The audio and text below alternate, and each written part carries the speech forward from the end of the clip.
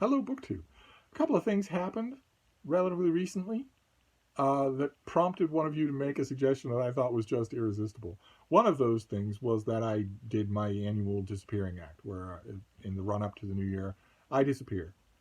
Not just from BookTube, but everywhere, from all society, from all social media, from correspondence, from everything, from space time. uh, and then I come back, and I had a bit of a slow start coming back this year. I'm still having a bit of a slow start coming back this year, with lots and lots of changes under the hood that I'm only now really realizing and trying to understand and enumerate for myself prior to enumerating them for anybody else who might give a crap. And the other thing that happened was, in addition to me coming back from my what the Whovians refer to as my regeneration, the other thing that happened is that this channel hit an absurd subscriber count. I was over the moon at 500. I was proud as a papa bird in a nest at 1,000. But 12,000? I think we can all agree that 12,000 is a little excessive for a channel like this. It's a little excessive. But those two things together prompted one of you to make a suggestion that I just loved, which was that surely it's time to do the BookTube Newbie Tag over again, to do a BookTube Newbie Tag Redux for all of the new people who are here at the channel, and also sort of taking a breath, a bench water of the channel and where we are. I will leave a link to my BookTube Newbie Tag that I did 5 years ago. I did it here in this room over in that corner. It was filmed not by me. It was uploaded not by me. And all throughout the video, broke my heart to hear it. You can hear my fat basset hound Lucy groaning. She had a thing, this noise that she did. I always called it mooing, because it sounds like it. She looked, sounded, and also smelled like a cow. All throughout the video, you can hear her going, mm, mm. I never, in her entire course of her life, actually figured out what that sound meant. Sometimes it was a demand for attention. Sometimes it was just that something was bothering her, usually a spirit or a phantasm that no one else could see, because she was quite insane. But you could hear it all throughout the video. So I thought I would do the BookTube Newbie Tag again here in a totally different reality. Same little book room. But here, uh, I've got a little dog on the bed who weighs as much as Lucy's head alone. uh, and also a number of other changes. 12,000 subscribers is a big change. I'm still a book reviewer, but I'm also a book columnist and a book section editor for a print newspaper. So those things have changed. So I thought we'd just for fun do the BookTube Newbie Tag again, just to confuse the algorithms. There will now be 2 Steve Donahue BookTube Newbie Tags. And also, tacitly, to encourage all of you out there who are watching, and maybe who've watched for a long time, but haven't tried to make a BookTube channel of your own. This is fun. And it's not hard. If I can do it, you can do it. But we'll do the standard BookTube Newbie Tag questions. And if this just doesn't work, I won't upload it. Question number 1 is, why did you start this channel? I've been watching BookTube for a while. Like a lot of people, I suspect. I'd watched it for a long time once I discovered it. And I liked what I saw. It seemed like a lot of fun. I did not share the usual reason that people give, even now, in the torrents of BookTube Newbie Tags that are uploaded every single day, with thousands and thousands and thousands more people with us than we had when I did this originally. Most of those people say some variation of, I don't have anybody to talk about books with in my real life. My spouse, or my romantic partner, or my friends from school or at work. Not really. And for my original BookTube Newbie Tag, I said what is still true, which is that is no part of my own motivation. I have lots of people to talk to in real life about books. So for me, it's talking to the rest of you about books. I can't ever get enough of talking about books with people. So the fact that I have people in my real world life that I can talk about books with doesn't fill that hunger at all. So I did it for that, for a variation anyway, on the celebrated BookTube community. Of course, in the ensuing half decade, I've learned a lot about the BookTube community, and not all of it has been good. But that was the reason that I did it, and I think it's fair to say that's the reason I still do it. The next question is, what are some fun and unique things you can bring to BookTube? For my original BookTube Newbie Tag, I mentioned that I was the oldest BookTuber. I don't think that's true anymore, if it was true even then. And I also mentioned that I'm a professional book reviewer. I do it for a living. Books are my whole life. I don't just review the occasional book on Goodreads. Although I need to get better at Goodreads. I very much need to get better at Goodreads in 2022. On Monday, I'm thinking. Uh, uh, but in the meantime, in the intervening years, other things have cropped up. Uh, I like to believe that all of us contribute something new and interesting to BookTube. Everybody does, just by virtue of being you, being your personality. But in addition to that, like I mentioned, I have become, in the intervening time, a book columnist for a small newspaper, two small newspapers in Iowa, which is a thing I hadn't done in 40 years. And I'm also the book section editor of a print newspaper in Georgia. A dedicated book section, not an art section that occasionally runs a book review, but a dedicated 2-page book section. That is an extreme rarity for print newspapers anywhere in the country. That's extremely rare. And that is one of the hats that I wear. So that, I don't think we have any other book section editors. And I also a little bit lament to say that no other professional book reviewers have come forward to notice BookTube at all. I kind of hoped in the back of my mind that maybe some of them would say, well, okay, I've read Donahue's stuff, and it's fairly solid, and he's doing this, and it's a community. He seems to be meeting people and liking it. Maybe I should try this. I would love that, but that hasn't happened as far as I know. The next question is, what are you most excited for about this new channel? I find that the excitement is the same now as in the original version of this tag, only with shadings that come from subsequent knowledge. The excitement at the time originally was the BookTube community, the famous BookTube community. And I have experienced that community in all of its phases, in all of its stages, both good and bad.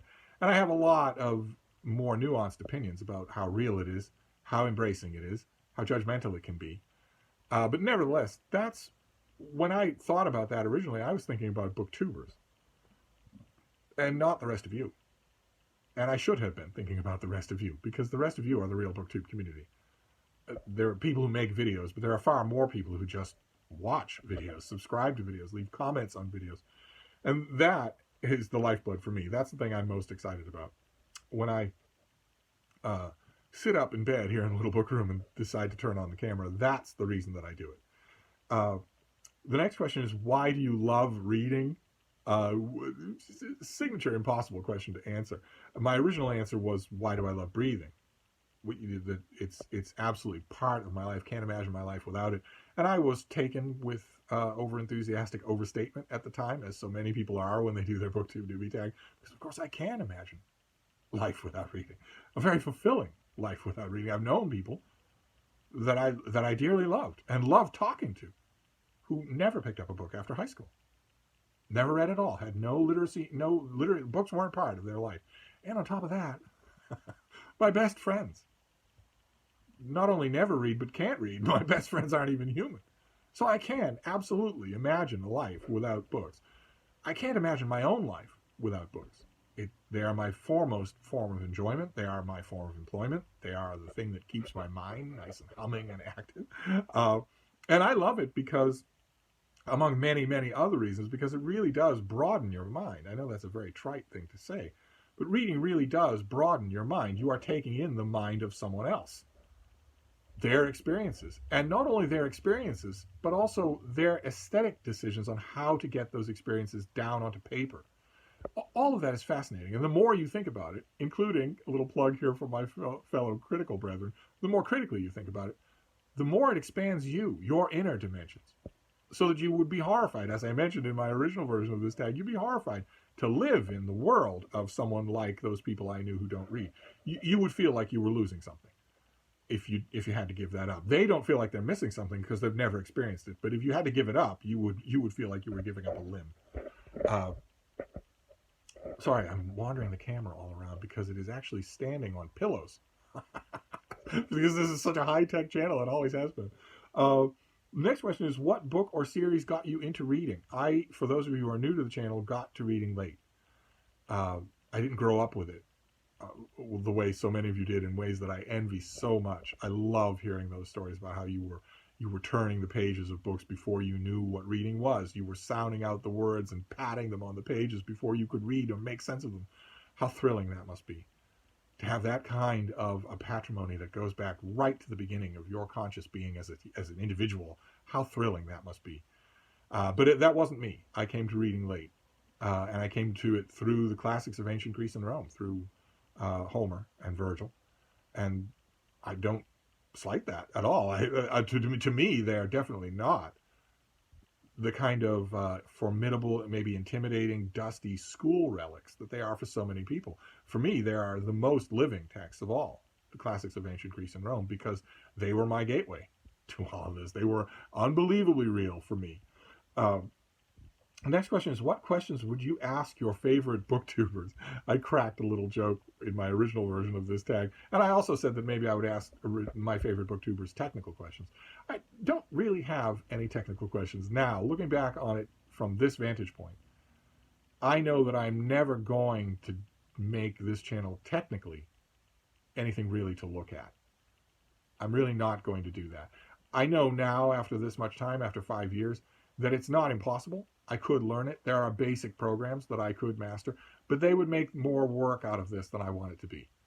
I want this to be, well, I've got something to talk about, so I'll just talk to you about it. With very little in the way of intermediary stuff, technological intermediary stuff. I don't want anything in the way of that. I don't want anything to adulterate that feeling that I'm just talking to you. So I make a video, and then the most interference between me and you is that I then have to go through a few steps to get that video onto YouTube. But they are a few steps, and they aren't hard. They aren't as easy as they should be. It should be drag and drop. It should be just as easy as could be. It should be possible for me to drag and drop a video, drag and drop visuals inside the video, text inside the video. It should be absolutely simple. If YouTube weren't milking money by farming those functions out to third parties that can charge a lot for them. So I wouldn't ask my favorite booktubers technical questions anymore. I might have thought that I was going to do that because maybe I was worried about the tech back in 2016 or whatever it was. I'm not anymore. The basics are doable enough so that I know that I will always understand them. No, instead, my favorite booktubers I would ask more, and have asked here at Hyde Cottage. I've had some of my favorite booktubers here in person, so I could ask them face to face. I would ask more about the philosophy of booktube, how you view it, how your moods, your reactions to it change from moment to moment, from day to day, what real estate it occupies in your mind. Those are the kinds of questions that I would ask. And those would be, as you can tell from those questions, those are very insider baseball questions. They aren't the same kinds of questions I would ask to you, for instance. Those are the kinds of questions I would ask to a fellow person who makes BookTube videos. Not just who watches BookTube, but the process of making the videos. And those questions would multiply depending on how much effort that booktuber puts in. Some of my favorite booktubers do my style, which is no edits whatsoever, no frills. Just, if you forget an author, you don't do a second take. You just say, oh my God, I can't believe I don't remember that author's name. Your audience is going to understand because your audience is friends. It's just a conversation between friends.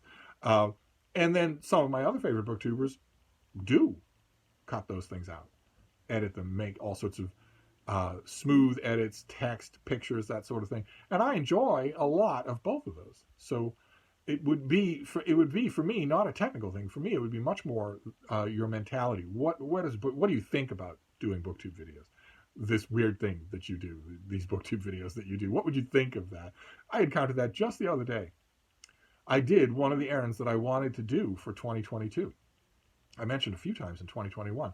One of the errands that I wanted to do in 2022 was get the problem of my iPhone sorted out. I have an iPhone 6S that just would not work as a phone. It would do everything else, but it wouldn't work as a phone.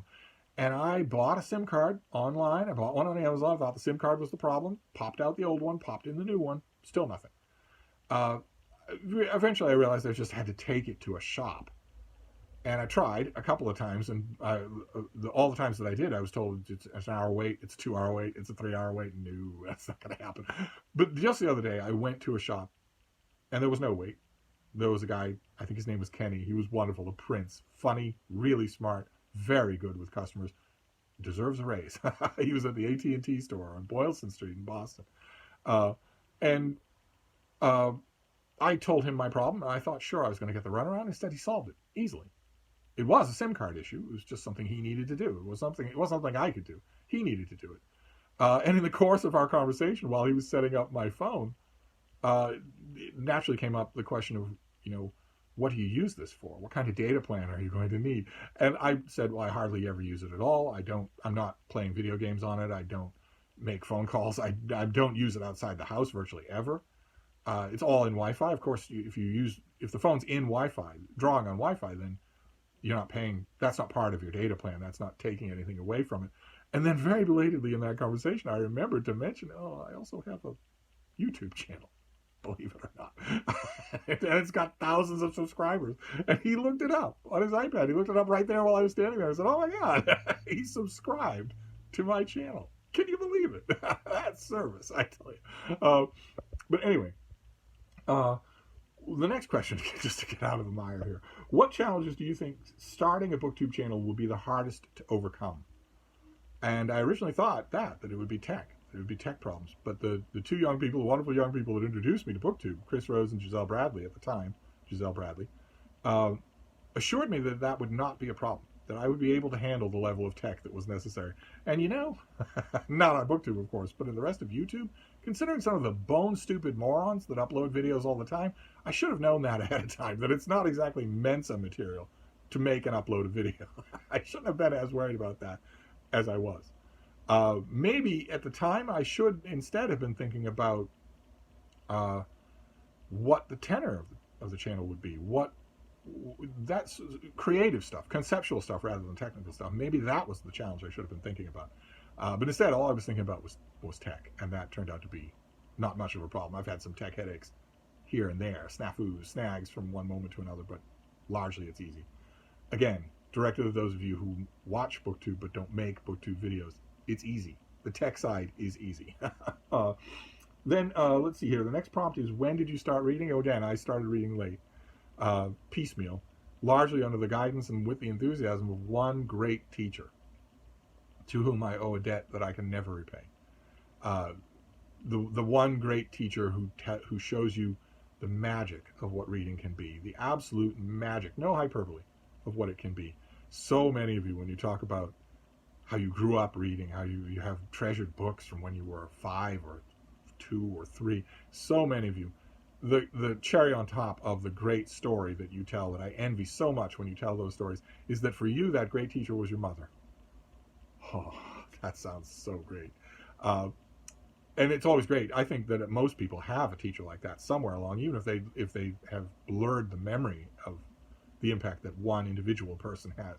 But I started late, but I've made up for it. I've made up for lost time. I read all the time now. The next prompt is, where do you read? And I read anywhere. I'll read anywhere that I can, but the two main places are here on the bed in the little book room and on the fainting couch out in the other room, which is located in a corner that fits it perfectly. But the corner is right between two tall, thin windows. So it gets drafty in that corner. If it's cold, it gets drafty. And the snow that Boston just had, Boston is digging out from a little snowstorm. The front that brought this snow, I think the back end of that front is a plunge in temperature. So I think for a couple of days, starting tonight or maybe tomorrow, it's going to be genuinely cold. And that corner gets a little inhospitable when it's genuinely cold. Then the reading material, the reading activity tends to shift here to the little book room. The next prompt is, what kind of books do you like to read? I like to read a wide spectrum of books. My home genres are fiction, including literary fiction, reprints, works in translation of all types, both classical and contemporary, general purpose nonfiction, memoirs, anatomy of golf, that sort of thing, history, biography, mystery, romance, science fiction, thrillers, nature, and science, general science, or as detailed science as I can get and still follow. Largely that, plus lots and lots of backstock. I do a healthy amount of discovering and rereading older books as well throughout the year, with blind spots that I'm always trying to fill. Kids and YA, I'm always trying to fill that with stuff that I like. Even motivation, Christian inspiration, business books, even stuff like that, that's largely sheep dip. every once in a while I'll find an example of that that's really good. So it's a wide variety. I try hard to cast my net very widely. And again, there's a part of me that envies some of you out there, including some of my fellow booktubers, who intentionally narrow your reading. That sounds so thrilling. Occasionally that is very tempting. Occasionally at the start of a new year, I will be tempted to make some new decision, like I will only read biographies. And I'm sure that I would enjoy that year, but I wouldn't be able to live with the FOMO, the fear of missing out. I wouldn't be able to do it. And then the final prompt is, what does your book collection look like while you're looking at it? This is my little book room. It is wall-to-wall books. The bookcases were made for me by one of my muscular young teenagers back when he was a teenager, and they are really good. They're really solid one-piece bookcases that he put together. He made them one piece. He made them according to my specifications, and my specifications were that they be deep enough for a hardcover with a shelf left over for me to laterally stack paperbacks. I measured that out, and he did that according to spec, and then stained them all. So most of the bookcases along the back of the wall are those bookcases. There are only a couple of stacked ones on the side here. And the rest of Hyde Cottage is the same way. Books line every wall. Every wall that doesn't have windows is lined with books from floor to ceiling. I would like to think tastefully. I would like to think that those of you, for instance, who've come to visit Hyde Cottage, I would like to think that you don't step in here and think, oh my God, a hoarder situation. I'd like to think that it's tastefully done. There are bookcases lining every wall. But not overdone. It's not over. I would like to think it's not overdone, and most of the time there aren't stacks of books on the floor, which I always view as a sign of trouble. So there you go. That is the BookTube Newbie Tag to celebrate not only my gradual regeneration in 2022, but also hitting 12,000 subscribers. So I thought it was high time that I reintroduced myself. So this is the BookTube Newbie Tag Redux, Part 2. I'm going to wrap this up for now, but I will be back, which I wasn't sure I would be when I made that first BookTube Newbie Tag. So it's nice to know. It's nice to know that I have a little home here. I will see you soon. Thank you, BookTube.